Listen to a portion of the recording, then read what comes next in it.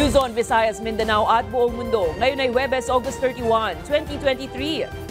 Ako si Barbie Mulak at ito ang Balitang A to Z. Why don't we target the human traffic syndicates? Yan ang kailangan gawin. Case in point, 32,000 Filipinos were offloaded last year. Only 1.4% were human traffickers. Mas mahigpit na immigration guidelines. Sinuspindi muna ng DOJ.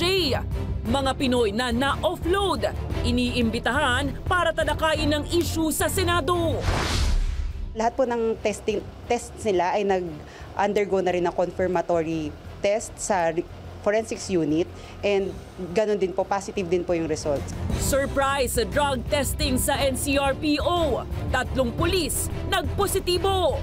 Habang nag-viral na si Angelito Rencio dahil sa road rage sa Makati, muling pinapatawag para ipaliwanag ang nangyari. Bagong 10-dash line map ng Beijing na inaangkin maging ang teritoryo ng bansa, mariing inaalmahan ng Pilipinas.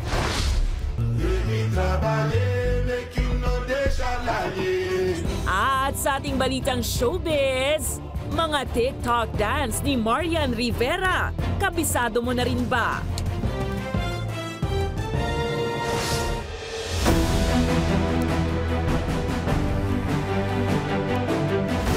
Magandang gabi, pambungad sa ating newscast. Hindi muna itutuloy ng Department of Justice ang pagpapatupad ng mas mahigpit na immigration rules para sa mga Pilipinong bibiyahe abroad.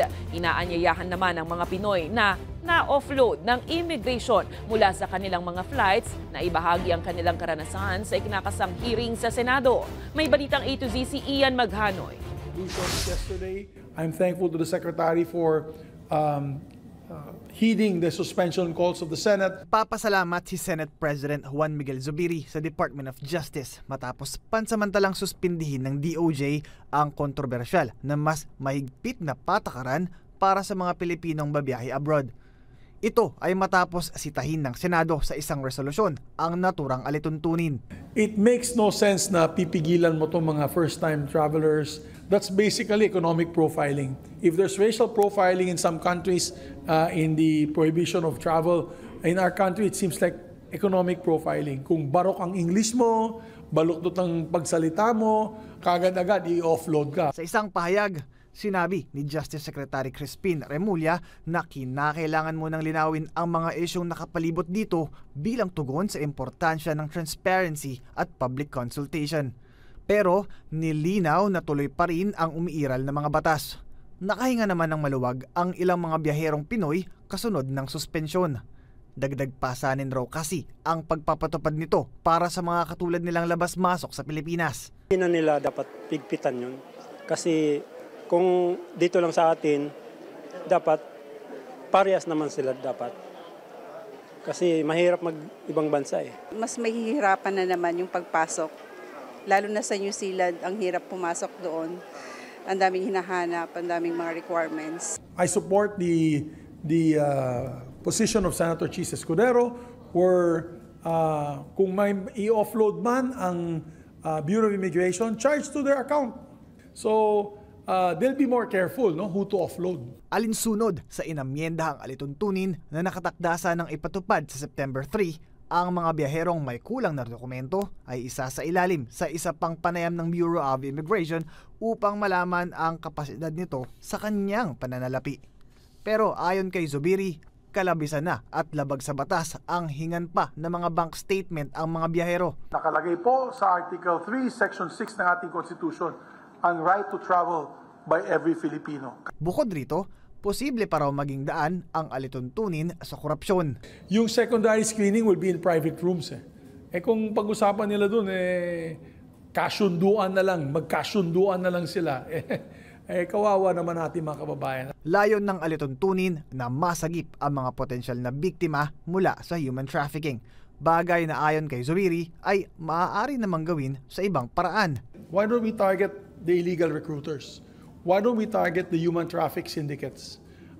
Yan ang kailangan gawin. Case in point, 32,000 Filipinos were offloaded last year. Only 1.4% were human traffickers. Ikinakasa sa susunod na linggo ang isang hearing sa Senado kasama ang DOJ upang talakayin ang issue. Kasamang inimbitahan rito ang lahat ng mga Pinoy na na-offload dahil sa sobrang higpit na immigration rules nung nakaraang taon. Para sa Balitang A to Z, Ian Maghanoy. Kinumpirma ng NCRPO na 3 sa kanilang mga pulis ang nagpositibo sa droga kamakailan. Kasunod nito, nagpalit naman ng hepe ang Mandaluyong City Police Office pero hindi na idinetalye kung bakit. May Balitang A to Z si Kim Salinas.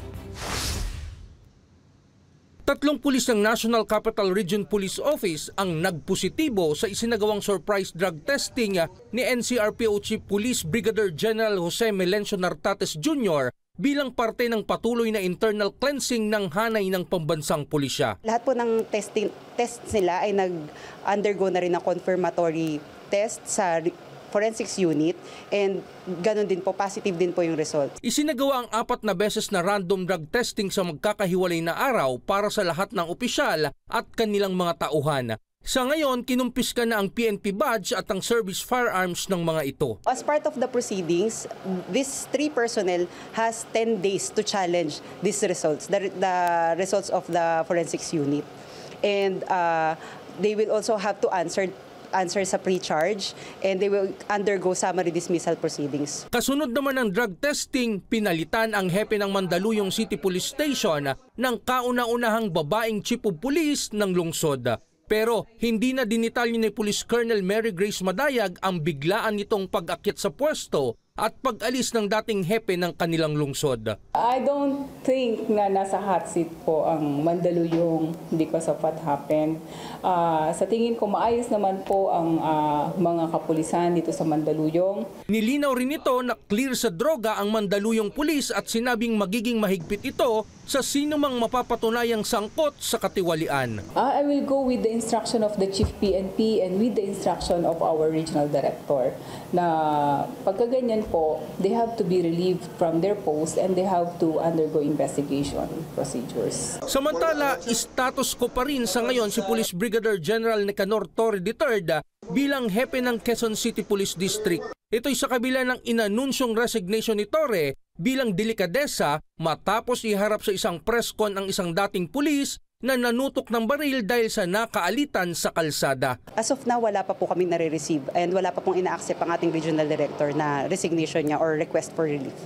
So it means, ma'am, siya pa rin po, nanatiling district director ng Quezon City Police District.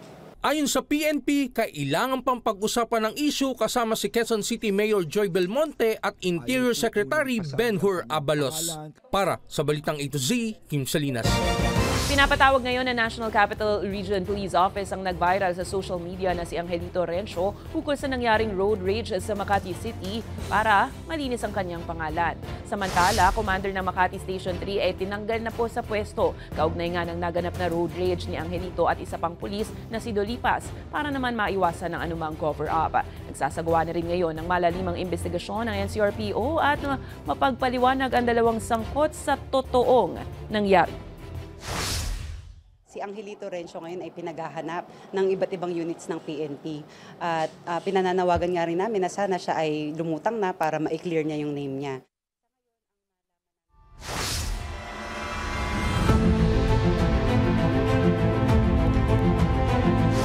Prioridad ngayon ng Senado na maipasa ang panukalang batas ukol sa pagtatatag ng maritime zones ng Pilipinas alinsunod sa UNCLOS. Ito ay sa harap ng panibagong pag-aangkin ng Beijing sa teritoryo ng bansa sa pamamagitan ng bagong bersyon nito ng mapa ng mundo. Narito ang ating Balitang A to Z. Mariing inaalmahan ng Pilipinas ang bagong labas ng Beijing na 10-dash line map. Kita dito ang 10 dash na sinasakop ng Beijing ang ilang pinag-aagawang teritoryo sa rehiyon, kabilang ang mga isla at katubigan na pasok sa exclusive economic zone ng Pinas. Ayon sa Department of Foreign Affairs, naghain na sila ng protesta laban rito. Definitely we're not in favor of that. We reject that. And we continue to promote a peaceful settlement of disputes in that regard. Mariin ding kinondena ng mga senador ang bagong hakbang ng China Ayon kay Senator Francis Tolentino, hindi ito dapat ipagkibit-balikat ng international community. They not only disregarded the arbitral ruling but went 1 step, 3 steps, 10 steps ahead. Nandun na sa Taiwan Strait. Habang umaasa naman si Senate President Juan Miguel Zubiri na mas maraming makukuhang suporta ang Pinas, lalo na't inaangkin rin ng bagong mapa ng China ang teritoryo ng Malaysia, Brunei, Vietnam, Indonesia at iba pa. I think mas maraming bansa nang susuporta sa stand ng Pilipinas to condemn and to appeal to China not to follow that ridiculous 10-9 because it violates the sovereignty of not only the Philippines now but several countries all around the region. Sa harap ng issue, aminado ang DFA na matatagalan pa bago makabuo ang mga claimant countries ng Code of Conduct sa South China Sea.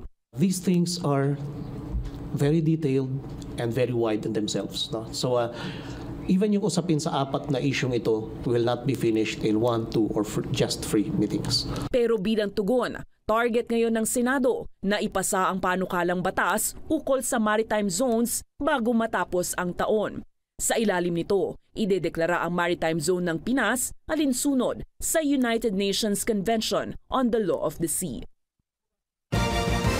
Nakatakda namang lumipad sa Indonesia si Pangulong Ferdinand Bongbong Marcos Jr. sa September 5 hanggang 7 para dumalo sa 43rd Association of Southeast Asian Nations Summit. Kasunod yan ang imbitasyon ni Indonesian President Joko Widodo. Itutulak ng Pangulo sa ASEAN Summit ang pagpapatibay ng United Nations Convention on the Law of the Sea, partikular na sa South China Sea. Inaasahan din ang partisipasyon ni Marcos sa 13 leaders-level engagements. Now, the second summit will be a follow-on to the May summit and will accelerate the momentum of the ASEAN community building process. It will serve as a platform for leaders to exchange views on key regional and international issues.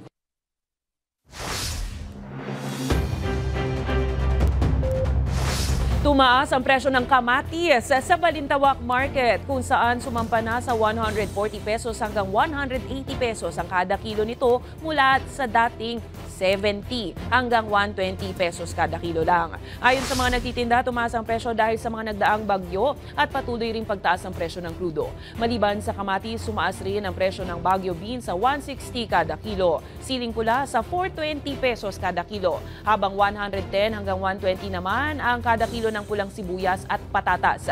Patuloy rin ang pagsipa ng presyo ng well-milled na bigas na umabot na sa 58 pesos per kilo, habang nasa 53 pesos naman ang pinakamurang klase na denorado.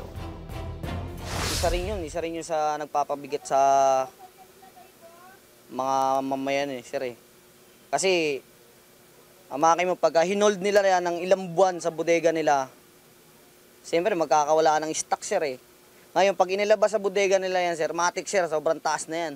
Puro na nga lang po reklamo sa presyo, tulad na lang po ng kamatis natin.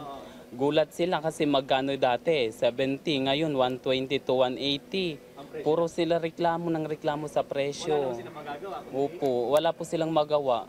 Kasi kami, magkano lang naman pinapatong namin dyan, 10 piso. Nangako naman si Senate President Juan Miguel Zubiri na itutulak ang pagpapasa ng panukalang wage increase bago matapos ang taon. Ayon kay Zubiri, bagamat hindi ito kasama sa prioridad ng Kongreso, kinakailangan ng tumayo ng Senado para rito, lalo na dahil sa tumataas na cost of living sa bansa. Sakaling maaprubahan, anya, siya mismo ang aapela sa Pangulong Marcos na ikonsidera ang proposal.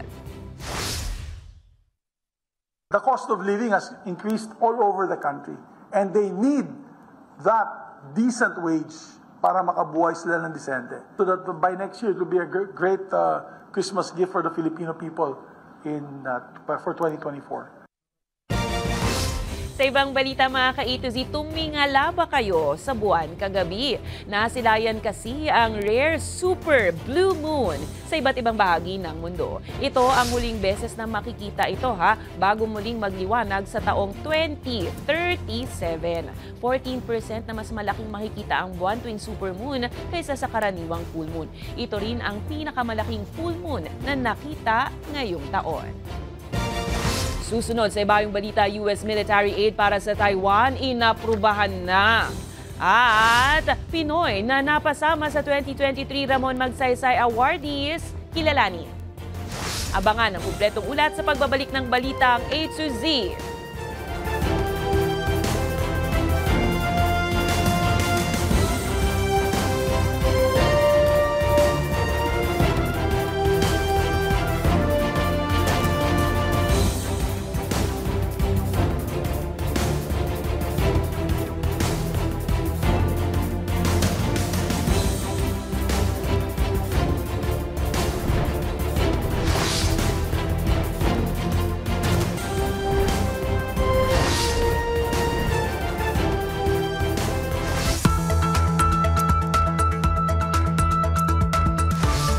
Kanselado na ang klase sa lahat ng antas sa pribado at pampublikong paaralan sa Metro Manila. Kasama na rin ang trabaho sa gobyerno para po yan bukas, bunsod ng sama ng panahon. Ayon sa Pag-asa, inaasahang magdadala pa ng malalakas sa pag-uulan ng hanging habagat na pinalakas pa ng Super Typhoon Saula o Goring at Severe Tropical Storm Hana. Aabot hanggang Sabado ang sama ng panahon. Nadala nito at posibleng magdulot ng pagbaha sa ilang bahagi ng bansa. Kabilang dyan ang Metro Manila, gayon din ang La Union, Pangasinan, Benguet, Tarlac, Pampanga, Bulacan at ilan pang lugar.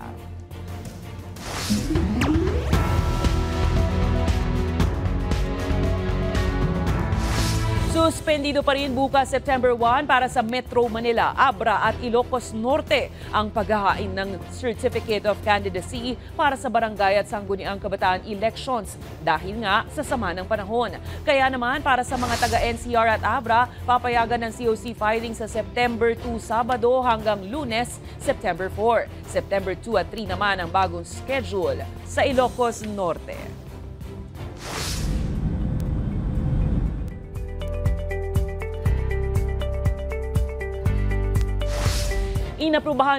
Inaprubahan na ng Estados Unidos ang military aid para sa Taiwan sa kauna-unahang pagkakataon sa ilalim ng Administrasyong Biden. Nasa $80 million package ang nasabing aid na unang direktang assistance ng US sa Taipei sa ilalim ng Foreign Military Financing Program ng US at kadalasang ipinagkakaloob lang sa mga soberanyang bansa. Mababatid na tumataas na naman ang tensyon sa pagitan ng Taiwan at China matapos ang mga ulat ng warplanes na ipinalipad ng Beijing sa median line.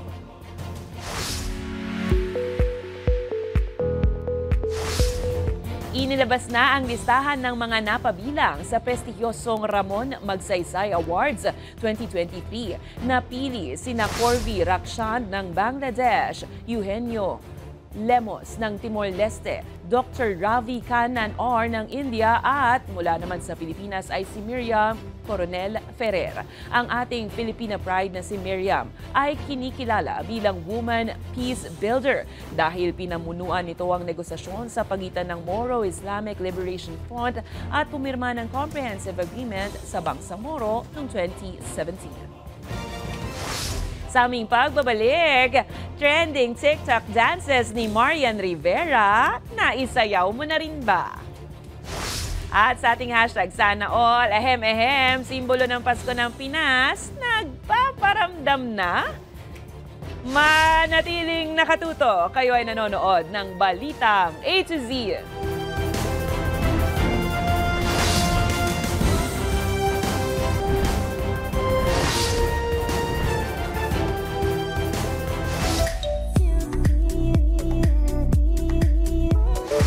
Marian Rivera, bagong TikTok queen na nga ba?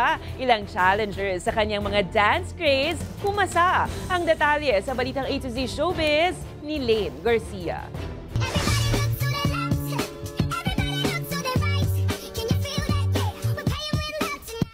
New dance craze is raving.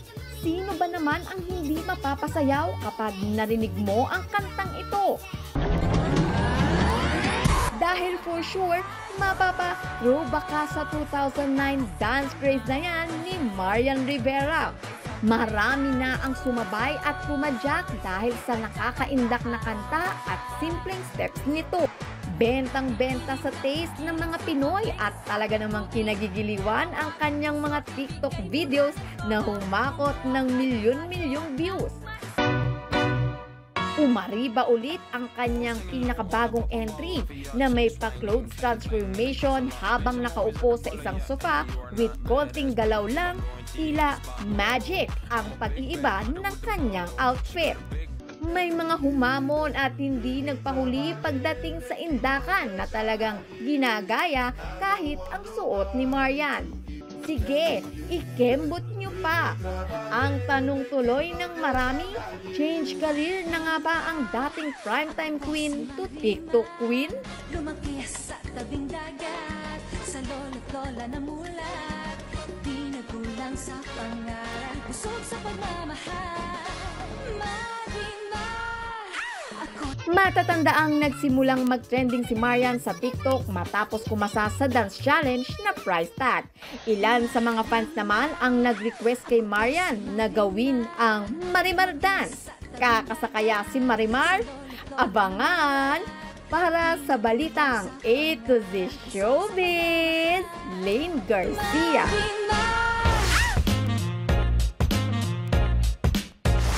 August 31 na pala, no? Talaga yatang hindi na mapipigilan dahil mula sa mga memes na may patama sa isa sa simbolo ng Pasko sa Pilipinas. Abay, eto na po siya. Sino pa nga ba the one and the only Jose Marichan? Pero mukhang pahapyaw lang muna ng popular song niya dahil hindi siya kakanta rito, kundi kasama si Queen Yasmin, turo lang. Let's sing Merry Christmas and a happy holiday.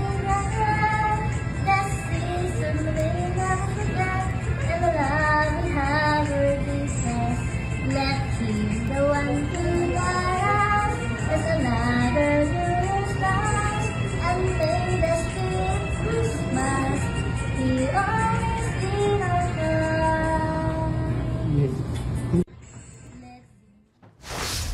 Nangangaroling na si Queen Yasmin. Kung kayo ay may kwentong kakaiba, mga kwento ng pag-ibig, storya ng inspirasyon at pag-asa, maaari niyo ito ibahagi. Sumali sa ating Facebook group na Balitang A to Z. Panoorin ang replay ng ating programa at sundan ang ating social media pages. Hanapin ng Balitang A to Z. Ang ating pabaong quote of the night ay mula sa isang manunulat at guro na si Warsan Shire. Ayon sa kanya, walang aalis ng sariling tahanan, maliban na lamang kung mapanganib ang manatili rito. At yan ang mga balita at impormasyon, mga kwentong may dalang inspirasyon na tinutukan ng Balitang A to Z. Ako si Barbie Mulak, maging maalam, makialam. Magandang gabi sa iyo, Pilipinas!